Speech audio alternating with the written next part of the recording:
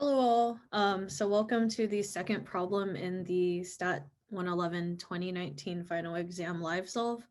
Yeah, let's get right into it. I recommend you guys read the problem beforehand and come back to this once you feel sufficiently emotionally attached to the problem. So first, pretty short problem statement. We observe IID Bernoulli's and we want a 95% confidence interval for P. Let Y equals the sum of the Bernoullis and P hat is Y over N. So the proportion of the Y's that are 1.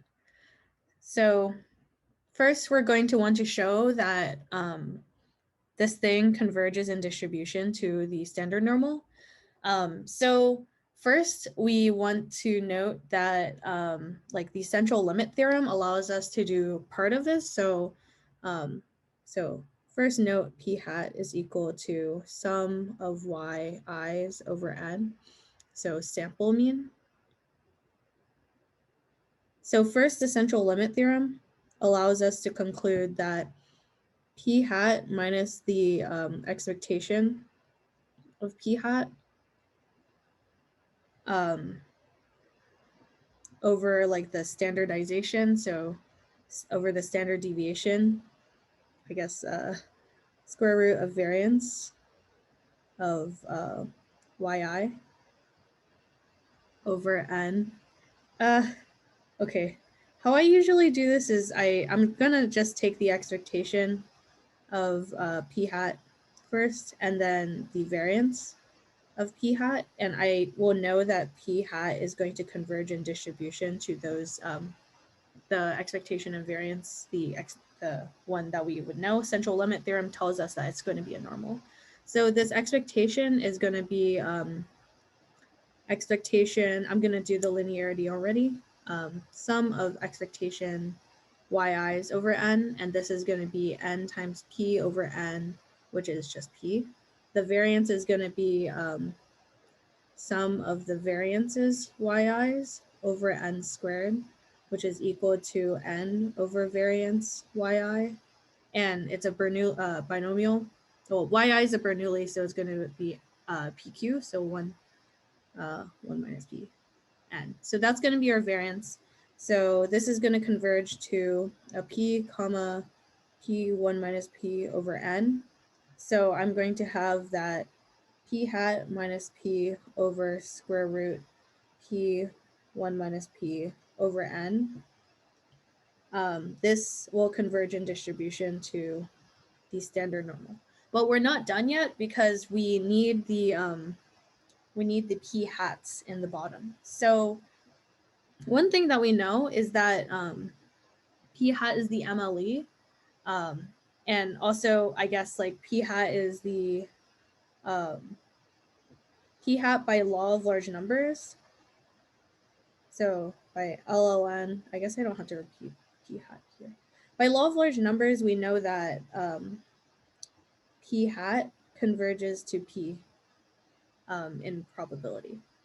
So now we have that by the continuous mapping theorem, which tells us that we can take a continuous map and apply it to like both sides of this guy.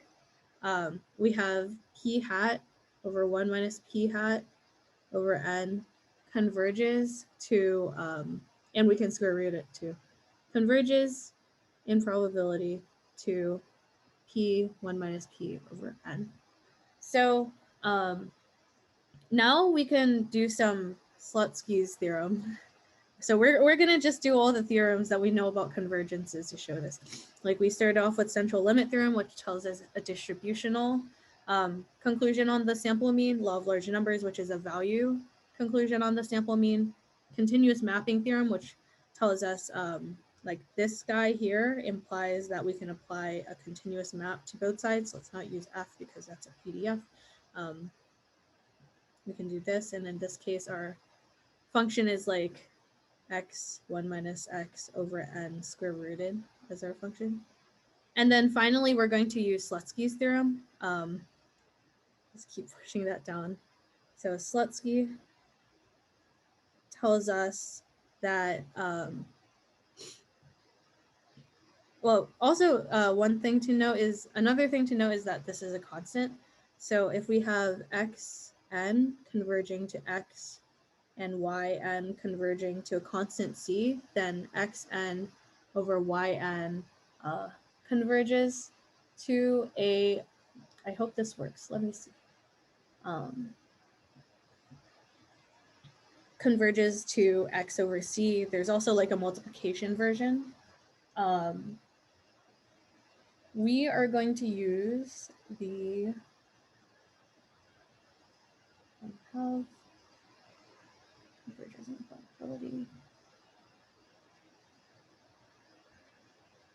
We're going to actually use the multiplication version. So the multiplication version says this, and we have xn, yn converges to xy.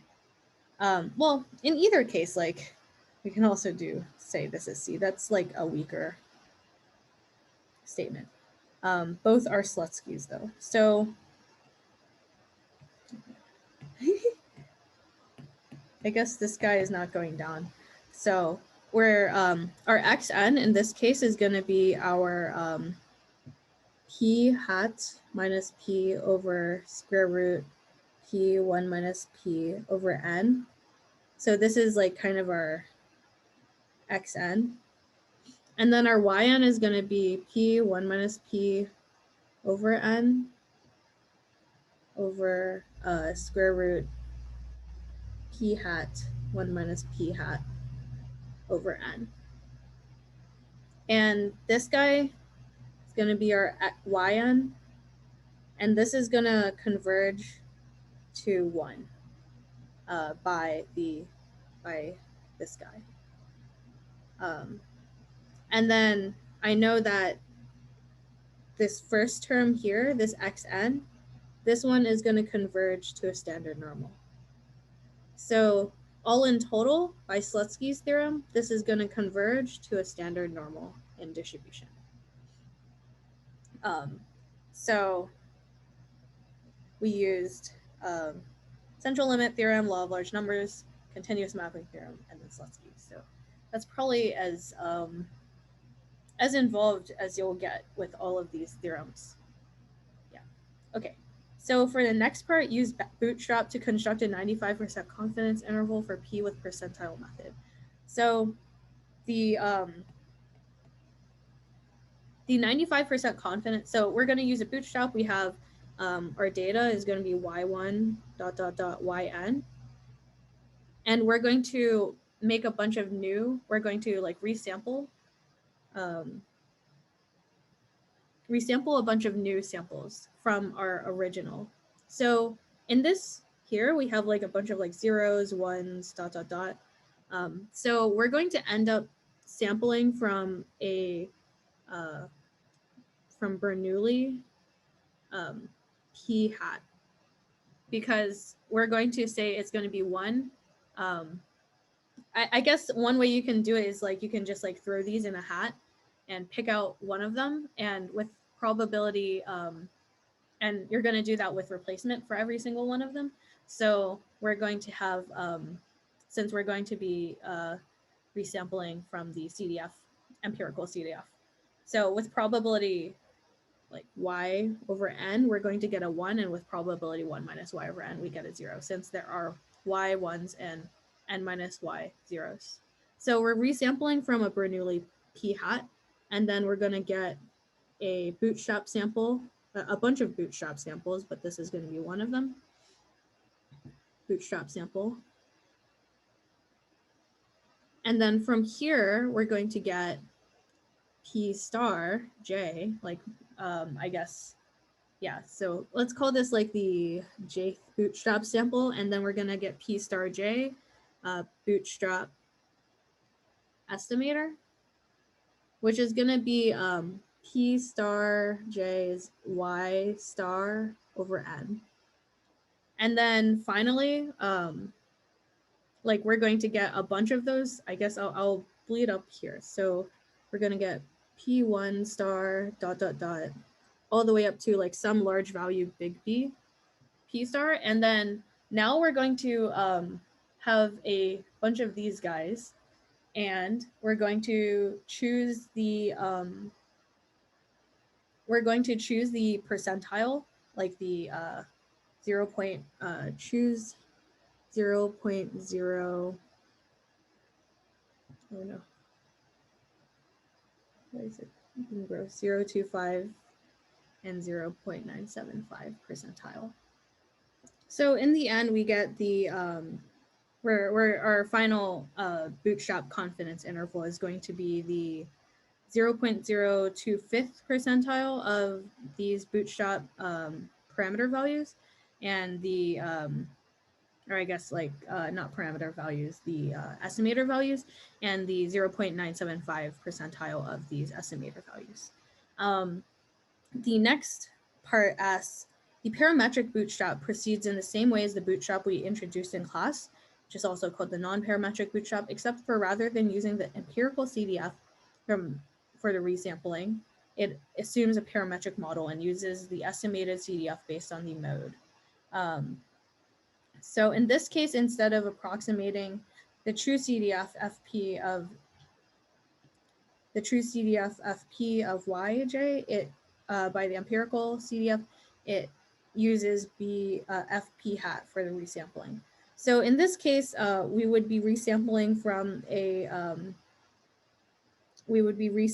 our data from like Bernoulli P hats, because because that's what the FP hat would be in this case. So we would have, again, y1 star ... y n star from Bernoulli P hat, and that gets us exactly to where we were right here. So in this case, the answer does not change.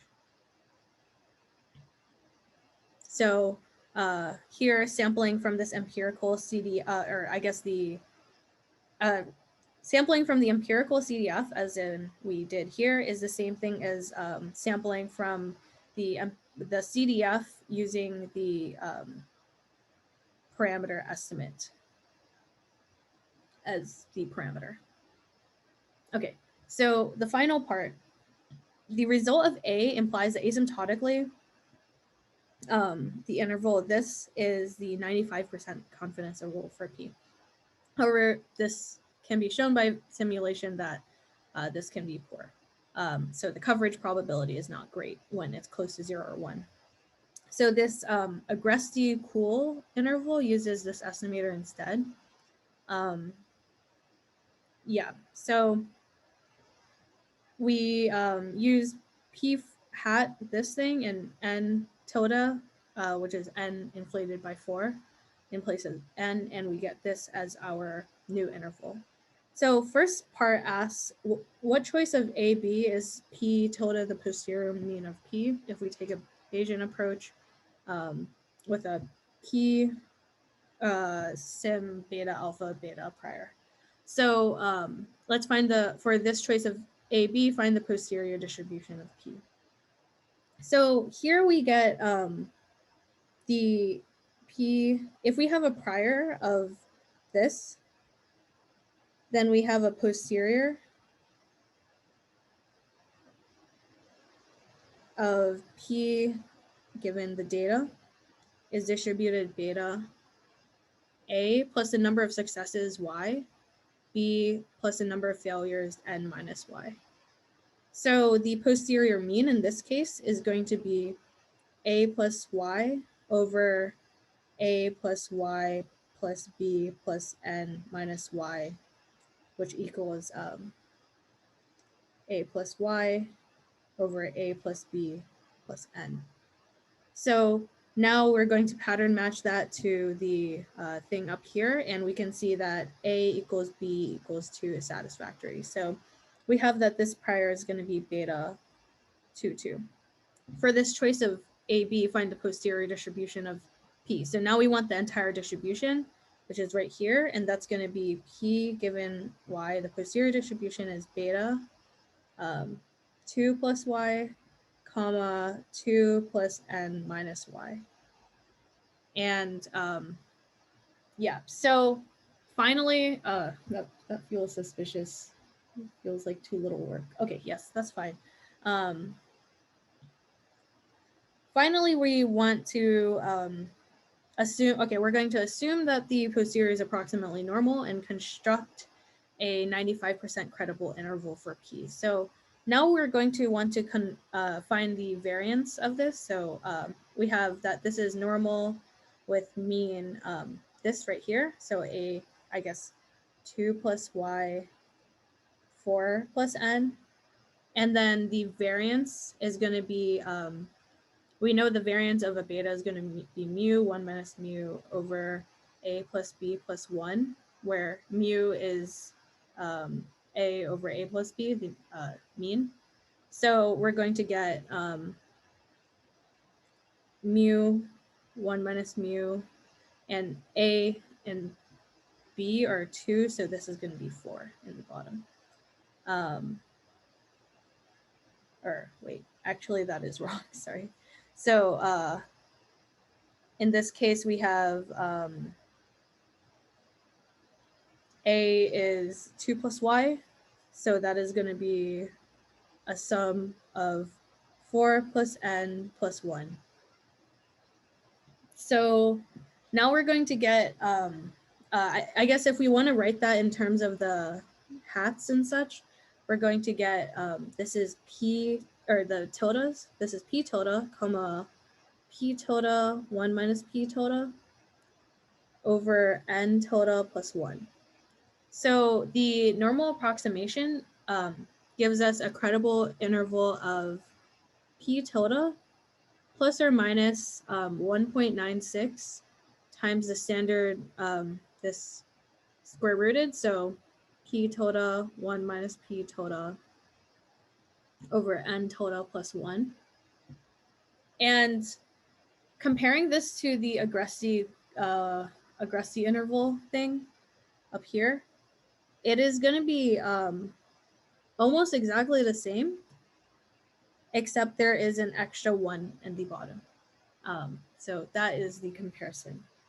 We will always have that, then this denominator is going to be bigger, so this whole thing here is going to be smaller, so this is going to be just a little bit smaller on each edge than the aggressy cool interval. And that's it for problem 2. Yep. Thanks for watching, and I'll see you on the next problem.